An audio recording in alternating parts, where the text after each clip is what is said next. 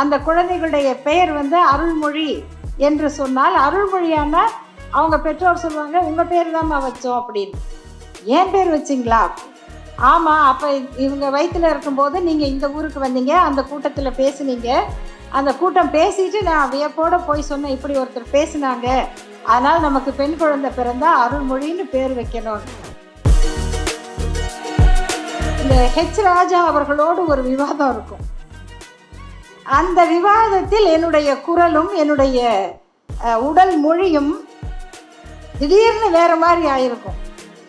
அது என்னன்னா, எங்க அம்மா ரயிலில் செத்தா உடம்பு வாங்கிறது கஷ்டம்.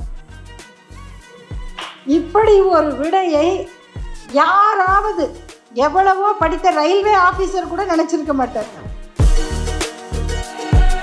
எனக்கு முதல்ல பாஸ்போர்ட்டும் விசாவும் வாங்கி கொடுத்தவர் புரட்சி கவிஞர் தான். அது வரைக்கும் பாஸ்போர்ட்டே கிடையாது. அந்த விமான சிறகுகளில் என்னை ஏற்றிய அந்த கவிதை வந்து புரட்சி கவிஞருடைய கவிதை. இந்த வீடியோவை உங்களுக்கு வழங்குபவர்கள் பேசஸ் pay, secure digital payments with multiple features and great success rate. நீங்கள் 1 மணி நேரமாவது பேச வேண்டும் என்பது எனக்கு அப்பொழுது தெரியும். இது 1 மணி நேரத்திற்கான வாய்ப்பு இருக்குமா என்கிற கேள்வி எனக்கு உண்டு.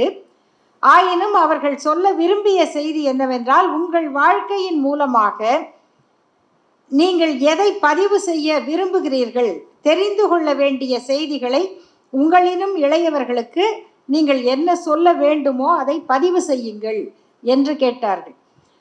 அது ஒரு பெரிய பயணம்தான். இப்பொழுது நினைத்து பார்க்கும் பொழுது, மற்றவர்கள் சொல்லும் பொழுது அது வியப்பாக இருக்கும். கனடாவில் இருந்து ஒரு தோழர் அலைபேசியில் அழைத்து சொல்லுவார், நீங்கள் இதை செய்யணும், அதை செய்ய, நிறைய வேண்டுகோள்கள் பொது வாழ்க்கை தொடர்பாக. அப்போ அவரிடம் கேட்பேன், இவ்வளவு நீங்கள் எப்படி நான் செய்ய முடியும் என்று எதிர்பார்க்கிறீர்கள் என்றால், அவர் சொல்லுவார், அக்கா, இன்றைக்கு இவ்வளவு பெண்கள் வந்திருக்கிறார்கள், வந்து கொண்டே இருக்கிறார்கள். ஆனால் நீங்கள் வந்த காலத்தில் உங்களை தவிர வேறு யாருமே இல்லை சொல்லுவதற்கு. எந்த ஊரில் பார்த்தாலும் சேலம் அருள்மொழி என்கிற பெயர்தான் சுவரொட்டியில் இருக்கும். அதற்கு இன்னொரு காரணம் என்னவென்றால், நான் அப்படி பொது மேடையில் பேச வருவதற்கு, பொதுக்கூட்டங்களில் பேச வருவதற்கு 2 ஆண்டுகளுக்கு முன்னால் தோழர் ஓவியா அவர்கள் ISROவிலே பணியில் சேர்ந்து விட்டார். இஸ்ரோ எப்படிப்பட்ட இடம், அங்கு போய் வேலை கிடைப்பது என்பது எவ்வளவு பெரிய கடினமான ஒரு சவால். அந்த பொறுப்பை ஏற்றுக்கொண்டு அவர் அங்கு பணியில் சேர்ந்து விட்டதனால் அவர் அதிகம் வெளியூர்களில் பேச வரவில்லை. அதனால் நான் தான் ஒரே ஆள், போட்டியே கிடையாது. அந்த பயணத்தின் விளைவாக பல பேர் அவர்களுடைய குழந்தைகளுக்கு நம்பிக்கை ஊட்டி, இப்படி நீங்கள் வர முடியும் என்று காட்டினார்கள் என்று அவர் சொன்ன அந்த சொல், அது ஒரு வகையில் நானும் நடைமுறையில் பார்ப்பது. இன்று பல ஊர்களுக்கு செல்லும் பொழுது அந்த குழந்தைகளுடைய பெயர் வந்து அருள்மொழி என்று சொன்னால், அருள்மொழியான அவங்க பெற்றோர் சொல்லுவாங்க, உங்கள் பேர் தான்மா வச்சோம் அப்படின்னு. ஏன் பேர் வச்சிங்களா அப்படின்னு. ஆமாம், அப்போ இவங்க வயிற்றில் இருக்கும்போது நீங்கள் இந்த ஊருக்கு வந்தீங்க, அந்த கூட்டத்தில் பேசுனீங்க, அந்த கூட்டம் பேசிட்டு நான் வியப்போடு போய் சொன்னேன், இப்படி ஒருத்தர் பேசினாங்க, அதனால் நமக்கு பெண் குழந்தை பிறந்தா அருள்மொழின்னு பேர் வைக்கணும். ஓ அப்படியா, நல்ல வேளை, இந்த மாதிரிலாம் இருக்கக்கூடாதுன்னு நினைக்காம என்ன பேச்சு பேசுது, இல்லைம்மா இப்படியெல்லாம் பொம்பளைங்க பேசலாமான்னு ஒருத்தர் நினச்சிட்டு போயிருப்பார். அவரை நினச்சி பயந்து தான் நிறைய பேர் பின்வாங்கிடுறாங்க, அப்படி திட்டியவரை நினைத்து. ஆனால் இப்படி யாரோ ஒருவர் இப்படியும் நம் வீட்டில் ஒரு பெண் குழந்தை வர வேண்டும் என்று நினைத்து அந்த பெயரை வைப்பதற்கு அந்த உரை ஏதோ வகையில் பயனை கொடுத்திருக்கிறது என்கிற ஒரு நிறைவு எனக்கு உண்டு. என்னுடைய பண்புகளில் என் தந்தையின் இயல்பும் இருக்கும், என் தாயின் இயல்பும் இருக்கும். என் தாயின் இயல்பு எங்கு தெரியும் என்று சொன்னால், திடீரென்று அதிகம் பேர் பரப்புகிற இந்த ஹெச் ராஜா அவர்களோடு ஒரு விவாதம் இருக்கும். அந்த விவாதத்தில் என்னுடைய குரலும் என்னுடைய உடல் மொழியும் திடீர்னு வேற மாதிரி ஆயிருக்கும். அது என்னன்னா, எங்கள் அம்மா, அதுதான் என் தாயினுடைய ஆளுமை. எதற்கும் அஞ்ச மாட்டார்கள். அவர்களை பற்றி ஒரே ஒரு எடுத்துக்காட்டு சொல்ல வேண்டும் என்றால் நிறைய செய்திகளை படிப்பார்கள். எனக்கு எப்படி இந்த எதை வேண்டுமானாலும் படிக்கிறது, தெரிந்து கொள்வது என்கிற ஆர்வத்துக்கு அவரே ஒரு காரணம் சொல்லுவார். நீ என்னம்மா இப்படி எதை பார்த்தாலும் அதை படிச்சிடுறியே, அதை தெரிஞ்ச மாதிரியே பேசுறியே அப்படிம்பாங்க. அதற்கு அவரே ஒரு காரணம். ஒருவேளை நீ வயிற்றில் இருந்தப்போ நான் நிறைய கல்கண்டு பத்திரிக்கை படித்தேன்.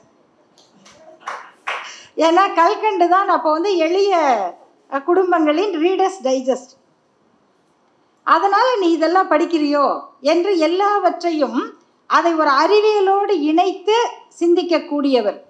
அவருக்கு அவர் இறப்பதற்கு சில ஆண்டுகளுக்கு முன்னால் மாரடைப்பு ஏற்பட்டது. அதற்கு பிறகு மருத்துவம் பார்த்து கொண்டிருந்தோம். அந்த கட்டத்தில் சென்னையில் இருந்து சேலத்திற்கு அப்பாவோடு ரயிலில் பயணம் செய்கிறார்.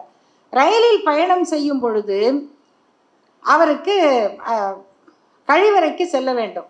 அப்போது கழிவறைக்கு சென்று திரும்பி வெளியில் வரும் பொழுது மாரடைக்கிறது. அவருக்கு நல்லா தெரியுது, வேர்க்குது, மயக்கம் வருகிறது. அந்த மாத்திரையை எடுத்து நாக்கடியில் வைக்க வேண்டும். அவர் மெதுவாக அந்த ஜன்னல் கம்பிகளை பற்றி பற்றி ஒரு 3வது அறை இருக்கிறது, அதுக்குள்ளே போய் இது என்னென்னா முதல் வகுப்பு அறை. 2ஆம் வகுப்பாக இருந்தால் நிறைய பேர் பார்ப்பாங்க. முதல் வகுப்பு அறை யாரும் யாரையும் பார்க்க மாட்டாங்க. அது கதவு இருக்குது. அதை தாண்டி அவர் உள்ளே மெதுவாக சென்று என் தந்தையிடம் சொல்லுகிறார். ஆனால் அவர் பார்க்கின்சன் பிரச்சனையால் நடுக்க நோயால் பாதிக்கப்பட்டவர். அவருக்கு புரியவில்லை. அப்படி புரியாத பொழுது அவரே சீட்டில் உட்கார்ந்து மெதுவாக நகர்ந்து தன்னுடைய கைப்பையை எடுத்து அந்த மாத்திரையை எடுத்து நாக்கடியில் வைத்து கொண்டு அப்படியே வேர்க்கிறது படுத்து விட்டார். சரியாகி சேலத்தில் இறங்கி விட்டார்கள். அதற்கு பிறகு தொலைபேசியில் அவர் சொல்லுகிறார், எனக்கு அதை கேட்கவே நடுக்கமாக இருக்கிறது. ஏன்னா குடும்பத்தினுடைய தூண் அவர்தான். அப்போது சேலம் சென்று என் தந்தையின் பிறந்தநாள் விழாவை நடத்துவதற்காக போகிறார். அங்கே போனால் அவ்வளவு ஏற்பாடுகளும் சிறப்பாக செய்திருக்கிறார். ஆனால் அவர் முகத்திலே அந்த 2வது அட்டாக் அந்த சோர்வு தெரிகிறது. அப்போ எல்லாம் முடிந்த பிறகு நான் கேட்கிறேன், ஏம்மா எப்படிம்மா அவ்வளோ தைரியமா, அவங்கவுங்க டப்புன்னு விழுந்துருவாங்களே பயத்திலேயே, எப்படிம்மா நீ அப்படி பிடிச்சி போய் உட்கார்ந்து இதை பண்ணின அப்படின்னு கேட்டால் அவர்கள் சொன்ன பதில் இருக்குது பாருங்கள். உலகத்தில் யாருமே இந்த விடையை சொல்ல முடியாது. நீங்கள் என்ன விடையை உங்கள் உள்ளத்தில் யோசித்தாலும் அது அல்ல அதற்கான விடை. அவர்கள் சொன்னது என்னன்னா, ஏம்மா நீ படித்ததில்லை, ரயிலில் செத்தா உடம்பு வாங்கிறது கஷ்டம். இப்படி ஒரு விடையை யாராவது எவ்வளவோ படித்த ரயில்வே ஆஃபீஸர் கூட நினச்சிருக்க மாட்டார். ரயிலில் ஒருவர் இறந்து விட்டால் அந்த உடலை பெறுவதற்கு உறவினர்கள் அலைய வேண்டும். ஏன்னா இது ஜோலார்பேட்டை கிட்ட நடந்தது. அங்கே கேட்டால் இது ஜோலார்பேட்டை கோட்டம்னு சொல்லுவாங்க, அவங்கள கேட்டால் இது கோயம்புத்தூர் டிவிஷன்னு சொல்லுவாங்க. நீங்கள் இங்கே போய் லெட்டர் கொடுங்க, அங்கே போய் லெட்டர் கொடுங்கன்னு நான் மனசில் என்ன நினச்சேன்னா, ஐயோ என் பிள்ளைங்க என் உடம்பை வாங்குமா, ஏன் நான் செத்ததுக்காக அழுவுமா, இல்லை என் உடம்பை வாங்கிறதுக்கு அலையுமா, அதனால் எது நடந்தாலும் சேலத்தில் போய் நடக்கட்டும் அப்படின்னு நினச்சி நான் பிடிச்சிட்டு வந்துட்டேம்மா, பொழைச்சிட்டேன் அப்படின்னு சொன்னாங்க. இப்படி ஒரு தாய். இவர்களுடைய அந்த துணிவில் ஓரளவு தான் எங்களுக்கெல்லாம் இருக்கிறது என்று நான் கருதுகிறேன். அப்படி அவர்கள் கொடுத்த அந்த வாய்ப்பு, அவர்கள் வளர்த்த முறை, சில நிகழ்வுகள் உண்மையிலேயே அவர்கள் சொல்லும் பொழுது என் பெற்றோர் இல்லை என்கிற ஒரு ஆதங்கம் எப்பொழுதும் உண்டு. ராஜீவ்காந்தி அவர்கள் கொல்லப்பட்ட அந்த நாளில் நான் மயிலாடுதுறையில் கூட்டம் பேசுகிறேன். அப்போ நம்ம காங்கிரஸ்க்கு எதிர்ப்பு, கடுமையான எதிர்ப்பு. இந்த தேர்தலில் மரண அடி கொடுப்போம் அப்படின்லாம் பேசிட்டு கருப்பு உடையோடு ரயிலில் ஏறி அதே போல் 2ஆம் வகுப்பு தூங்கும் பெட்டியில் படுத்துட்டு வரேன். ஏறி தூங்கிட்டேன். எனக்கு இயற்கையாக சில நல்ல வாய்ப்புகள் உண்டு. ஒன்று, நல்லா பசிக்கும். 2வது நல்லா தூக்கம் வரும். 3வது எங்கே படுத்தாலும் தூக்கம் வரும். ஆகையினால இன்று வரை அந்த பிரச்சனை கிடையாது. அப்போ களைப்பாக இருக்கு, ஏறி தூங்கி விட்டேன். விடிகிற மாதிரி இருக்குது, coffee tea bonda, coffee tea vada சத்தமெல்லாம் கேட்குது. செங்கல்பட்டு வந்துருச்சு போல இருக்குது என்று இது பயணத்தில் இருப்பவர்களுக்கு பழக்கம். ஏன்னா கரெக்டாக எவ்வளவு தூங்கினாலும் அந்த ஊர் வருவதற்கு முன்னால் விழிப்பு வந்துடும். அப்போ செங்கல்பட்டு வந்துருச்சு என்று நினைத்து ஜன்னல் வழியே பார்க்குற, ஒரே சத்தம், அடி தடி ஏதோ நடக்குது. ஒரு கலவர கும்பல் அடிச்சுக்கிட்டே போகிறாங்க, ரயில் நிலையம் நோக்கி வர்றாங்க. எங்கே நிற்கிது வண்டி அப்படின்னு பார்த்தா கடலூர் ஓட்டி. என்னங்க மயிலாடுதுறையில் புறப்பட்டோம், கடலூர் ஓட்டி கொஞ்சம் 1 மணி நேரத்தில் வந்திருக்கணுமே, என்ன அப்போ இவ்வளோ நேரமாக இங்கே தான் நிற்கிதா ரயில், நம்ம பாட்டுக்கு இப்படி தூங்கிட்டோமா, என்ன நடந்ததுன்னு பார்த்தா பூக்கூடையில் குண்டாமா அப்படி இப்படியெல்லாம் பேசுகிறாங்க. பூக்கூடையில் குண்டா எங்கே வெடிச்சுது அப்படின்னு மெதுவாக பார்த்தா செய்தியெல்லாம் சொல்கிறாங்க. ஸ்ரீபெரும்புதூரில் இப்படி நடந்தது, ராஜீவ்காந்தி அவர்கள் கொல்லப்பட்டார், அதனால் நாடு முழுக்க கலவரம் நடக்குதுன்னு. இப்போ என்னென்னா, நான் சென்னைக்கு திருவான்மியூரில் பிரச்சாரம் செய்துட்டு திரும்ப கும்பகோணம் போகிறதுக்காக வர்றேன். என் தாயார் திரும்பி வந்துட்டு போக வேண்டாமே என்பதற்காக மயிலாடுதுறையில் கவிஞர் ஐயா கலிப்பூங்குடன் அவர்கள் வீட்டில் இருக்காங்க. சென்னையில் நான் வருவேன் அப்படின்னு சொல்லி இங்கே ஒரு அக்கா காத்துட்ருக்குறாங்க. எங்கள் தந்தை சேலத்தில் இருக்கார். இப்போ நான் எங்கே இருக்கேன்னு யாருக்கும் தெரியாது. எங்கள் அம்மாவுக்கு எப்படி இருக்கும், ரயில் வந்து கடலூர்லேயே நிற்கிதுன்றாங்க, அங்கே பயங்கர கலவரம் நடக்குதுன்னு சொல்கிறாங்க, என்னது இது, ஐயோ என் பிள்ளை எங்கே போயிருக்கோம் அப்படின்னு அவங்க சாப்பிடாம கொள்ளாமல் அழுதுட்டு இருக்காங்க. அப்போது எல்லாரும் ஒவ்வொருத்தரும் ஒவ்வொன்றும் சொல்கிறாங்க. அப்போது என்னை பற்றி நன்கு தெரிந்தவர்கள் அப்படிங்கும் பொழுது ஆசிரியர் ஐயாவை போல கவிஞர் கலிப்பூங்குடன் ஐயா அவர் சொல்கிறார் எங்கள் அம்மாட்ட, ஏம்மா நீங்கள் என்ன நினச்சிங்க உங்கள் பிள்ளையை பற்றி, அது பாருங்கள் ஆசிரியர் வீட்டுக்கு போயிடும் கடலூரில். இல்லைங்க, அது அவங்க வீட்டுக்கு போனதே இல்லைங்க, இது வரைக்கும் அதுக்கு தெரியாது, கடலூர் வீடெல்லாம் அதுக்கு தெரியாது. என்னம்மா நீங்கள் இப்படி சொல்கிறீங்க, நீங்கள் பயப்படாதீங்கம்மா பயப்படாதீங்கன்றாங்க. ஆனால் அதே என்ன நடந்தது என்றால், நான் போய் அந்த ரயில் நிலைய அதிகாரியிடம் இது என்னன்னு சொல்லி கேட்குறேன்னா, அங்கே முழுக்க எல்லா இடத்துலையும் கலவரக்காரர்கள் சுற்றி கொண்டிருக்கிறார்கள், நான் வேற கருப்பு உடையிலேயே இருக்கேன். நல்ல வேளை அப்போ இவ்வளோ மீடியா இல்லை, அதனால் கொஞ்சம் பேருக்கு தான் அடையாளம் தெரியும். அப்போ அவர்கிட்ட போய் அவர் பெயரை சொல்லி கேட்டவுடனே ஸ்டேஷன் மாஸ்டர் எதுக்கு அவங்க வீட்டு பேரை கேட்குறீங்க, இல்லை அவங்க பொண்ணு என்னோட படிக்கிறாங்க, நான் அதனால் அவங்க வீட்டுக்கு போயிடலான்னு கேட்டேன். அப்போ பக்கத்தில் ஒருவரை காண்பித்து, இவர் அந்த பக்கம்தான் போகிறாரு தம்பி, இவங்களை அந்த வீட்டில் விட்டுருங்க. கிட்டத்தட்ட கொஞ்சம் தூரம் பயணம் நடந்து தான் போகணும். நடந்து அவ்வளோ தூரம் போய் அவர்கள் வீட்டுக்கிட்ட போகும்போது அவங்க வீட்டு மேலே கல்லடிக்கிறாங்க. ஆசிரியர் ஐயா அவர்களுடைய அண்ணன் அவர்கள் கோவிந்தராஜன் அவங்க வீட்டு மேலே கல்லடிக்கிறாங்க. அதுக்கு நடுவில் போய் கதவை தட்டுறேன். அவங்க அம்மா, அந்த அம்மையார் வந்து கதவை மெதுவாக இது யார் அப்படின்னாங்க. ஏன்னா கதவை திறக்கிறதுக்கு அச்சம். யார் அப்படின்னு கேட்டாங்க. நான் அருள்மொழின்னு. டக்குன்னு கதவை திறந்து அப்படி உள்ளே இழுத்துட்டாங்க, கதவை சாத்திட்டாங்க, அவ்வளோதான். 3 நாட்கள் அவர்கள் வீட்டிலையே இருக்கேன். 3 நாள் நான் பத்திரமா இருந்தேன். ஆனால் அந்த 3 நாட்களும் நான் எங்கே இருந்தேன் என்பது என் குடும்பத்தில் யாருக்கும் தெரியாது. ஏன்னா தொலைபேசி தந்தி எதுவும் கிடையாது. அப்போ தந்தி தான், அப்புறம் ட்ரங்கால், எஸ்டிடியெல்லாம் வேலையே கிடையாது. அந்த ஒரு சூழல். அந்த 3வது நாள் பேருந்துகள் இயங்க தொடங்கிய பிறகு அங்கேருந்து என்னை பேருந்தில் ஏற்றி விடுறாங்க.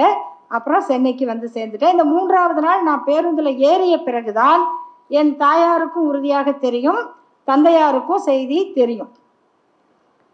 இவற்றையெல்லாம் எதிர்கொண்டு வரும் பொழுது அது கொடுக்கிற ஒரு உளவியல் வேறு எதையும் எதிர்கொள்ளக்கூடிய துணிவை கொடுக்கும் அப்படிங்கிறது தான். இது இதெல்லாம் ஒரு பகுதி. என்னுடைய இயக்க பயணம் என்பது இப்படி. அதில் திராவிடர் கழகம் என்பது என்னை உருவாக்கிய கொடுத்த வாய்ப்புகள் இவை. அதனால் நாங்கள் வந்து எங்கே இப்படியே வரோம். இந்த பக்கத்து வீட்டில் ஒரு கல்யாணத்துக்கு போகணும்னா இங்கேயே ஒரு அறையில் உடை மாற்றி கொண்டு எங்களால் போயிட முடியும். எங்களை இப்போ நர்த்தகி அவர்களுக்கு தெரியும், எந்த இடத்துல நின்று மேக்கப் போட்டேன்னு சொல்லுவாங்க. மரத்தடியில் நின்று மேக்கப் போட்டிருக்கேன். வாழ்க்கையில் வந்து வெற்றி என்பது அவ்வளவு எளிதாக வராது. அந்த மாதிரி வாழ்க்கையை இந்த பயணம் கொடுக்கிற அனுபவங்கள். இலக்கியம் என்பது அது நான் இப்போ சொன்னப்பயே உங்களுக்கு தெரிந்திருக்கும். புரட்சி கவிஞர் பாடலோடு எனக்குள் இறங்கியது. அதுதான் என்னை உலகம் முழுக்க அழைத்து சென்றது. நான் 1990ஆம் ஆண்டு புரட்சி கவிஞர் பிறந்த நாள் விழாவை மலேசிய அரசு கொண்டாடியது. அதற்காக டத்தின் இந்திராணி அவர்கள் இங்கு வந்திருந்தார். அவர் ஒரு நிகழ்ச்சியில் என்னுடைய உரையை கேட்டுவிட்டு, நீங்கள் பாரதிதாசன் விழாவுக்கு வந்து பேசுங்க என்று அழைத்தார்.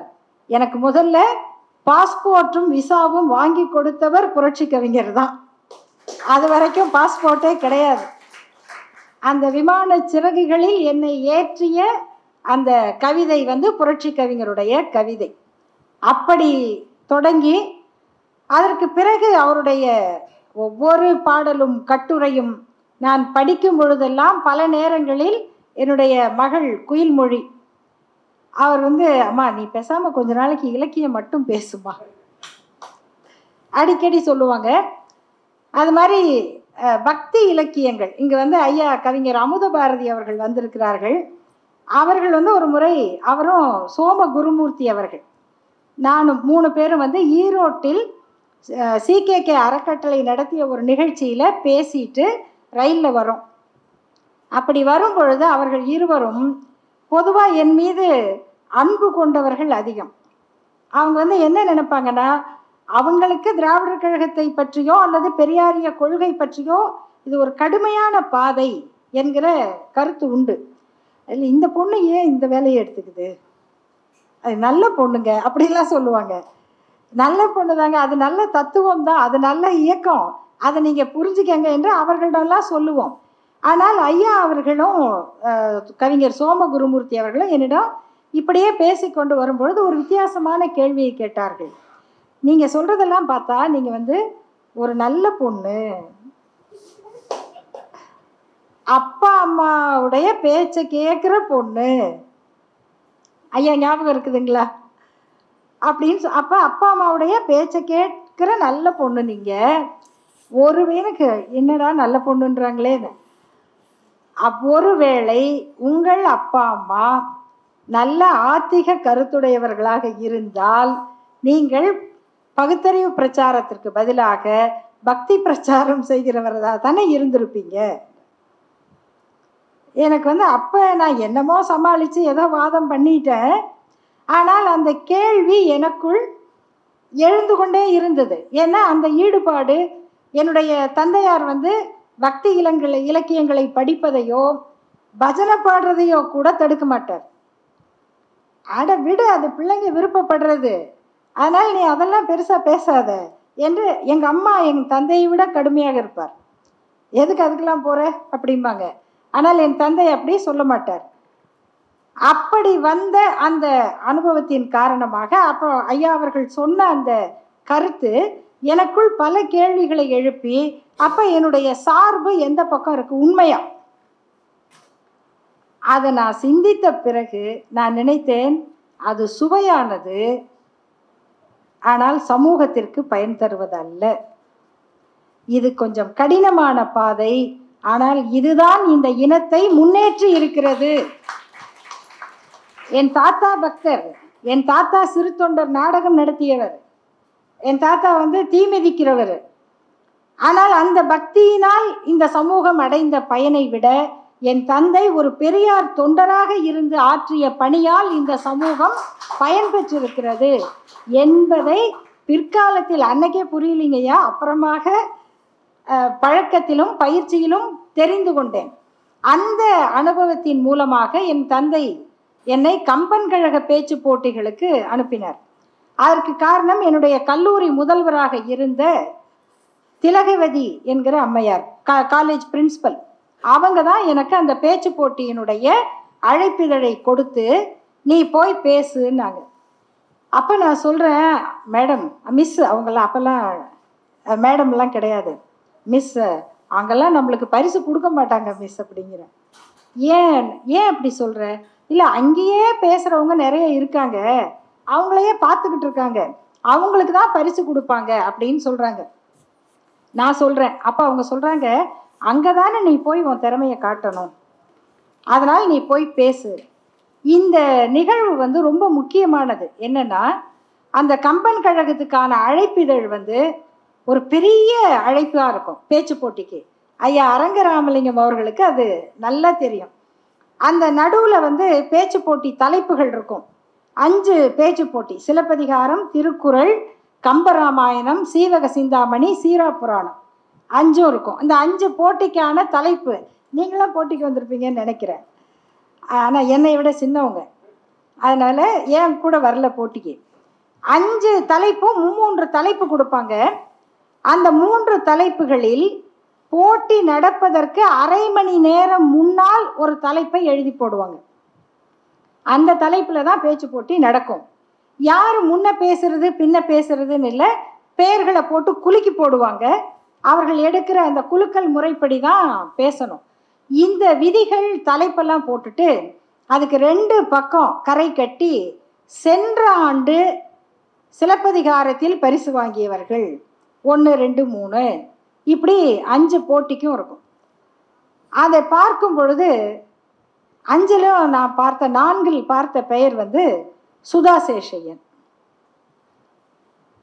நான் எங்கள் பிரின்சிபல்கிட்ட கேட்குறேன், பாருங்க இங்கே எப்படி எனக்கு கொடுப்பாங்க.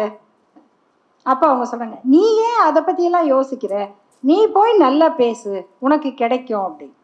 சரி அப்படின்னு சொல்லி நான் வந்துட்டேன். அப்போ தான் ஐயா அவர்கள்லாம் அங்கெல்லாம் வருவாங்க. அந்த பேச்சு போட்டிக்கு வந்த பிறகு அதில் முதல் ஆண்டு நான் பேசும் பொழுது 2 முதல் பரிசும் 3 இரண்டாவது பரிசுகளும் கிடைத்தன. எனக்கு 2 முதல் பரிசுகள், 3 இரண்டாவது பரிசுகள். அப்போ என்னென்னா, நம்முடைய வழக்கறிஞர் ராமலிங்கம் அவர்கள், அவர் தான் வந்து அந்த பரிசு முடிவுகளை அறிவிப்பார். வழக்கறிஞர் இலக்கிய சூடர் ராமலிங்கம் அவர் 5வது போட்டிக்கு அறிவிக்கும் பொழுது சொன்னார், இதை அறிவிக்கிறதுக்கு முன்னால் நான் இன்னொரு அறிவிப்பை சொல்லணும், சேலத்து பூகம்பம் சென்னையில் ஆரம்பம் அப்படின்னு. எனக்கு அது இப்போயும் நினைவு இருக்கும் அவர் சொன்னது. ஆனால் அதெல்லாம் சொல்லிட்டாரு. என்ன பரிசு சொல்கிறாரு அப்படின்னு பார்த்தா அதில் 2வது பரிசு அப்படின்னு சொன்னார். நான் அதுலேயே எனக்கு தான் முதல் பரிசு கிடைக்கணும் அப்படிங்கிற மாதிரி பேசியிருக்கேன். அப்போ எனக்கு 5 பரிசு கொடுத்தது பற்றி இல்லை, அதில் வந்து 4 முதல் பரிசு கிடைச்சிருக்கணுங்கிறது என்னுடைய மதிப்பீடு. அப்போ அவர்கிட்ட நான் சண்டைக்கு போகிறேன். அதெல்லாம் சரி, பாராட்டெல்லாம் நல்லா தான் பண்ணுறீங்க, ஏன் முதல் பரிசு கொடுக்கறதுல உங்களுக்கு அவ்வளோ பிரச்சனைன்னு.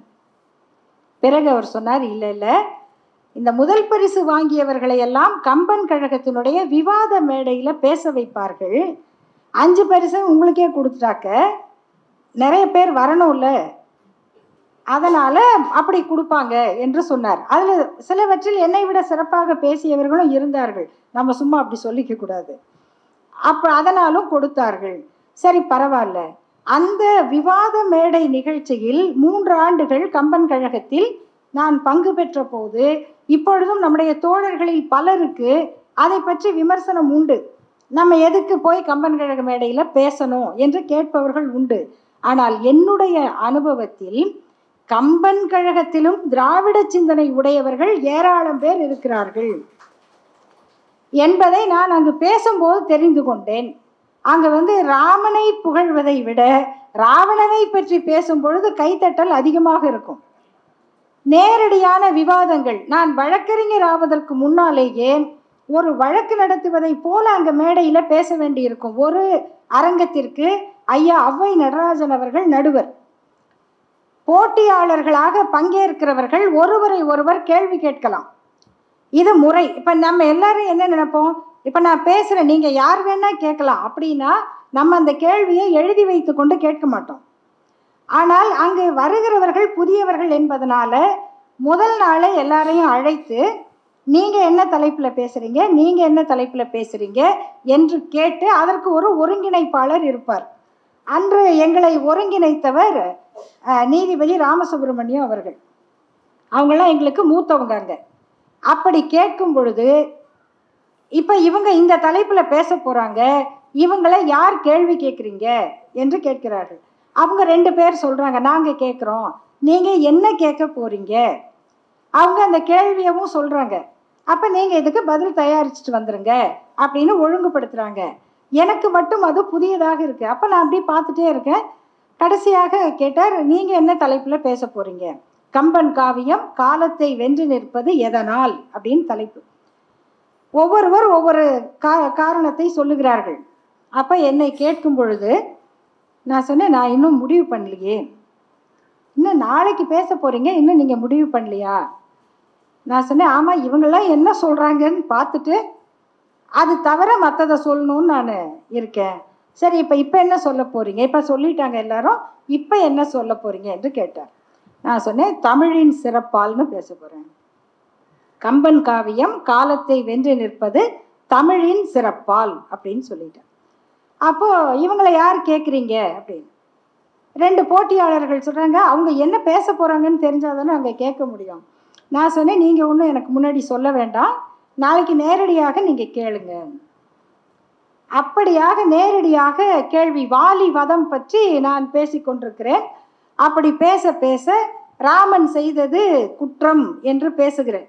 அதை கம்பன் எப்படி சொல்லுகிறார்? கம்பன் கூட அந்த இடத்தில் ராமனை தூக்கி நிறுத்தவில்லை என்று பேசுகிறேன். அப்போ அது நிஜமாவே போட்டியாளர்களுக்கு கோபம் வந்துருச்சு. அதில் ஒருவர் வந்து என்னிடம் வாதம் செய்கிறார், நான் அவருக்கு பதில் சொல்லி கொண்டிருக்கிறேன். அப்போ ஔவை நடராஜன் ஐயா குறுக்கிட்டு அவர் கேட்கிறார், இருங்க இருங்க இருங்க, இப்போ நான் கேட்குறேன், வாலி குரங்கா மனிதனா? வாலி குரங்கு. குரங்கென்றால் அது மனிதனை போல் அறம் பேசலாமா? சரியான கேள்வி. அப்போ நான் கேட்டேன், அப்படி என்றால் மனிதன் குரங்கிடம் போய் அறம் பேசலாமா? நீ ஏன் அவன் பொண்டாட்டியை தூக்கிட்டு போன அப்படின்னு நீ போய் குரங்குகிட்ட கேட்கலாமா? பலே பலே பலே அவரோட மொழியில் சொல்லிட்டு அதற்கு பிறகு அவர் சொன்னார் அவருடைய மொழியில், ராஜா, எங்க நீ பத்மவியூகத்தில் மாட்டிக்கினியோன்னு நினச்சேன்ப்பா. ஏன்னா அப்படியெல்லாம் பாயுதுங்க, உடைச்சிக்கிட்டு வந்துட்ட பார்த்தியா, அதுதான் பெரியார் அப்படின்னு உடைச்சிட்டு வந்த பாரு. இத்தகைய பாராட்டுக்கள். அதுக்காக அவருடைய வீட்டிற்கு அழைத்து, நானும் என் தாயையும் என்னையும் அழைத்து தாரா அம்மையார் அவர்கள் வந்து அவர்களோடு வைத்து விருந்து கொடுத்தார். இதெல்லாம் நடக்கும், உங்களுக்கு வியப்பாக இருக்கும். ஐயா ஞானசுந்தரம் அவர்கள், அவர் வந்து கம்பன் காவியங்களில் மிகுந்த ஆழங்கால் பட்ட அறிஞர். அவர் அடுத்த ஆண்டு நடுவராக இருக்கிறார். நேரம் போயிட்டுருக்கு, விரைவாக முடிக்கிறேன். அவர் அடுத்த ஆண்டு. அப்போது நான் வீடனை பற்றி குறையாக சொல்கிறேன். அவர் வைணவ ஈடுபாட்டு உடையவர் இல்லையா, அவருக்கு வந்து விபீஷணனை குறை சொல்லக்கூடாது. அப்படியாக மற்றவர்கள் கேட்டது போக அவரே கேட்க ஆரம்பிச்சிட்டார். அவருக்கும் பதில் சொல்லி கொண்டே இருக்கிறேன். அப்பொழுது மறைந்த ஐயா ஆர்.எம். வீரப்பன் அவர்கள் உள்ள வருகிறார். உள்ள வந்து அவர் வந்து உட்காருகிறார். இவர் அவரை பார்த்து கொண்டே, நான் என்ன கேட்குறேன்னா, ராமச்சந்திரன் கிட்ட போய் சேர்ந்ததை தப்புன்னு சொல்லலாமா நீங்க? என்னது நான் இப்படி பார்க்குறேன். திரும்ப அவரை பார்த்த பிறகுதான் புரிகிறது, ஐயா என்ன சொல்றீங்கன்னு. இல்லை, ராமச்சந்திரமூர்த்தியிடம் போய் சேர்ந்ததை குற்றம்னு சொல்லலாமா நீங்க? அதை போய் துரோகம்னு சொல்லலாமா என்று கேட்டார். நான் பதில் சொல்ல முடியாத இடத்துக்கு கூட என்னை கொண்டு செல்லலாம், ஆனால் அத்தோடு நிறுத்திட்டு, எப்படி நீதிபதிகள் வந்து என்ன பாயிண்ட் சொன்னால் கேஸுக்கு போதுமோ அதோட போதும் அப்படின்னு சொல்லுவதை போல அவர்கள் நிறுத்தி விட்டார்கள். அதுவும் எனக்கு ஒரு பெரிய வாய்ப்பு. இதில் என்னன்னா, என்னுடைய பெயரை அடுத்த முறை ஒரு பட்டிமன்றத்துக்கு அறிவிக்கும் பொழுது ஐயா பழனியப்பன் அவர்கள் ஒவ்வொருவராக அழைத்தார். எனக்கு ஐயா அரங்கராமலிங்கம் அவர்கள் அந்த பட்டிமன்றத்தில் இருந்ததாக ஒரு நினைவு. ஒவ்வொருத்தரையும் பேர் சொல்லி அழைத்து விட்டு, நான் மட்டும்தான் கடைசி. நான் வந்து ராவணன் அணியில் இருக்கேன். நான் ராவணன் அணியில் ஒரு ஆளை காணமே. கடைசி பேச்சாளர் தான் ராவணன் அணியை தூக்கி நிறுத்தணும். ராவணன் அணியை தூக்கி நிறுத்தணும்னா ஈரோட்டிலேருந்து யாராவது வந்திருக்காங்களா அப்படின்னு கேட்டு, ஈரோடு இல்லை, ஈரோடு பக்கம் தானே, சேலத்திலேருந்து அருள்மொழி வந்திருக்காங்களே என்று சொல்லி அழைத்தார்.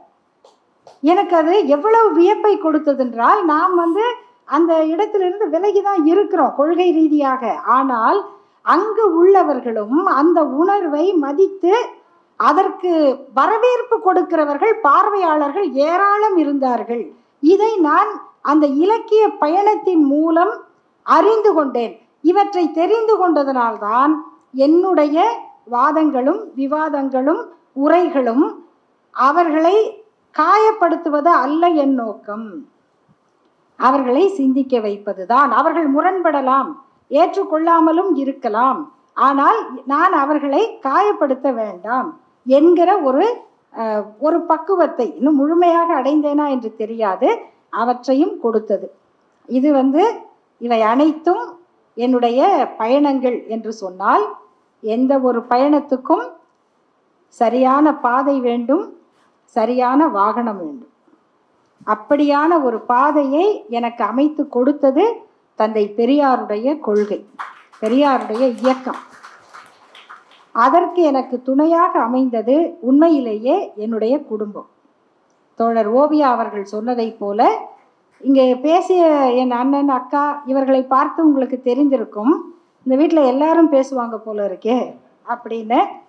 அண்ணன் மகிழ்நன் அவர்கள் அண்ணாமலை பல்கலைக்கழகத்தில் பேசும் பொழுது நூற்றாண்டு மண்டபத்தில் அவர் பேசிய உரை எல்லோராலும் பாராட்டப்பட்டது. அமிர்தலிங்கம் அவர்கள் முன்னால்லாம் உரையாற்றினார்கள் பல்கலைக்கழகத்தில். ஆங்கிலத்திலும் தமிழிலும் ஒரே மாதிரியாக பேசக்கூடியவர். மான்மொழி அவர்களும் என்னோடு பேச்சு போட்டிக்கெல்லாம் வருவாங்க.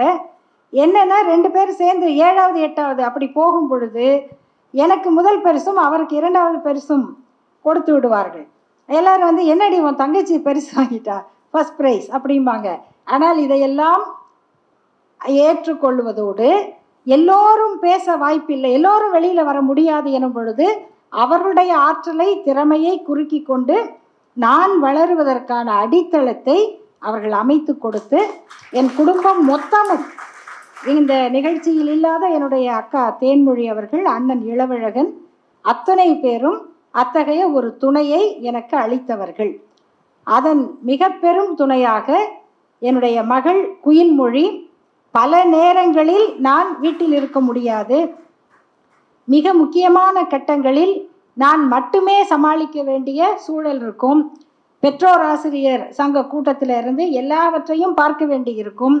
அப்படி மகளை பார்ப்பதற்காகவும் பொது வேலைக்காகவும் நேரத்தை செலவிடும் பொழுது என்னுடைய பணி பாதிக்காமல் பார்த்து கொண்ட என்னுடைய இளைய வழக்கறிஞர்கள் அவர்கள் இருப்பதனால்தான் என்னுடைய அலுவலக பணி என்பது தொய்வில்லாமல் நடக்கிறது. இவற்றுக்கிடையில் எல்லோருக்கும் ஏதோ ஒரு தூண்டுதல் இருக்கும். இவர்கள் அத்தனை பேருக்கும் நான் இந்த நேரத்தில் நன்றி சொல்ல கடமைப்பட்டிருக்கிறேன். அப்படி எனக்கு தூண்டுதலாக இருப்பது என்பது 2 செய்திகளை மட்டும் சொல்ல வேண்டும். ஒன்று, வடசென்னையிலிருந்து ஒரு வழக்கறிஞர், ஒரு பெண், அவர் ஒரு நிகழ்ச்சிக்கு என்னை அழைத்திருந்தார். அந்த நிகழ்ச்சிக்கு அது சில அரசியல் சார்ந்த கேள்விகள் உண்டு, ஏன் இவர்களை அழைத்தீர்கள் என்று. அப்பொழுது அவர் அந்த மேடையில் பேசும் பொழுது சொன்னார், நான் இப்பொழுது அவரை பார்க்கவில்லை, நான் 16-17 வயது பாவாடை தாவணி கட்டி கொண்டு இருக்கும் பொழுது இவர் வடசென்னைக்கு அருள்மொழி பேச வருவார். அவர் பேச வருகிறார் என்றால் அவர் 7:45 வருவார். அதற்காக நான் டியூஷன் இருக்கிறது என்று வீட்டிலே போய் சொல்லிவிட்டு சாலைக்கு இந்த பக்கம் காத்திருப்பேன். 7:45 வருவார், 8:45 வரைக்கும் பேசுவார், அல்லது அதுக்கு மேலே கூட பேசுவார். அதற்கு பிறகு நான் 8:45 மணிக்கு வீட்டுக்கு போவேன். எனக்கு வீட்டுக்கு தெரிந்தால் என்ன ஆகும் என்று பயம் இருந்தது. ஆனால் பிறகுதான் தெரிந்தது, என் அண்ணனும் அங்கே கூட்டத்தை கேட்க வருவார், அவர் நான் பத்திரமாக இருக்கிறேனா என்று பார்த்து கொள்ளுவார். அது எனக்கு அப்போ தெரியாது, பிறகு தெரியும் என்று சொன்னார். இதை இப்போ சில ஆண்டுகளுக்கு முன்னால். ஆனால் இப்போ நினைத்து பாருங்கள், நாங்கள் பேசுகிறோம் என்பதற்காக யாரோ ஒரு பெண் அந்த சாலைக்கு அந்த பக்கம் நின்று கொண்டிருந்தார் என்பது எவ்வளவு ஒரு உணர்ச்சியை கொடுக்கக்கூடியது. யாரோ ஒருவர், கண்ணுக்கு தெரியாத, நாம் வாழ்க்கையில் சந்திக்க கூட இல்லாத ஒருவர் எங்கோ இந்த உரையை கேட்கிறார். அதை போல வெளிநாடுகளுக்கு பயணம் செய்யும் பொழுது, ஜெர்மனியில் கொலோன் நகரில் நிகழ்ச்சி நடக்கிறது. பிராங்க்ஃபர்ட்ல இருந்து 3 தமிழ்நாட்டு இளைஞர்கள், ரவிக்குமார், பிரஷ்னேவ்னு ஒருவர், நாகராஜன் என்ற 3 பேர் பிராங்க்ஃபர்ட்ல இருந்து கொலோனுக்கு வந்திருக்கிறார்கள். அது ரயில்லையே 6 மணி நேர பயணம். எப்படி வந்தீங்க என்றால், நாங்கள் முகநூலில் பார்த்தோம், சோஷியல் மீடியாவில் பார்த்தோம்.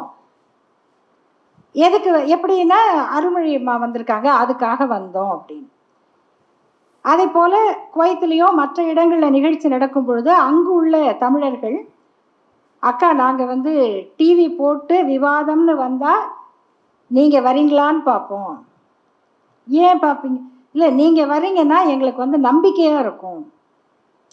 என்ன நம்பிக்கை? இந்த விவாதத்தில் வெல்லுவோங்கிறதுல நீங்களா எங்களுக்காக இருக்கீங்கிற நம்பிக்கை.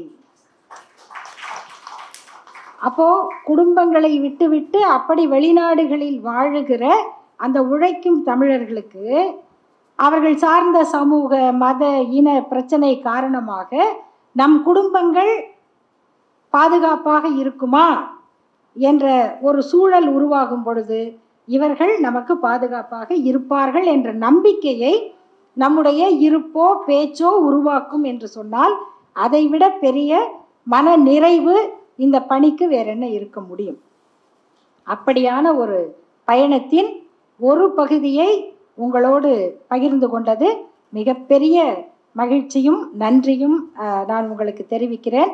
இங்கே அவ்வை அவர்கள் வந்திருப்பது ஐயா நன்னன், ஐயா கூவேக்கி ஆசான், பெரியார் பேருரையாளர்கள், இவர்கள்லாம் இறையன் ஐயா அவர்களெல்லாம் தான் எங்களை தயாரித்தவர்கள்னு சொல்லணும். இப்படி பல அறிஞர்களை பார்த்து பார்த்து பார்த்து அவர்களுடைய வழிகாட்டுதலோடு தொடர்கிற இந்த என்னுடைய இலக்கிய இயக்க பயணத்திற்கு நம்முடைய தமிழ்நாடு அரசினுடைய அமைச்சர் அவர்கள் வந்ததும், அமைச்சர் நேரு அவர்கள், அமைச்சர் சேகர்பாபு அவர்கள், நாடாளுமன்ற உறுப்பினர் தயாநிதி மாறன் அவர்கள், இவர்களெல்லாம் எதிர்பாராமல் வந்து அந்த மரியாதை அளித்ததற்கும் இது அனைத்திற்கும் காரணமான இந்த விழாவினை நடத்திய சென்னை பல்கலைக்கழகத்தினுடைய தமிழ்மொழித்துறையின் தலைவர் பேராசிரியர் மணிகண்டன் அவர்களுக்கும் வந்திருக்கக்கூடிய உங்கள் அனைவருக்கும் என் நன்றியை கூறி விடைபெறுகிறேன். நன்றி, வணக்கம். இந்த வீடியோ உங்களுக்கு பிடிச்சிருந்தா லைக் பண்ணுங்க, ஷேர் பண்ணுங்க, கமெண்ட் பண்ணுங்க.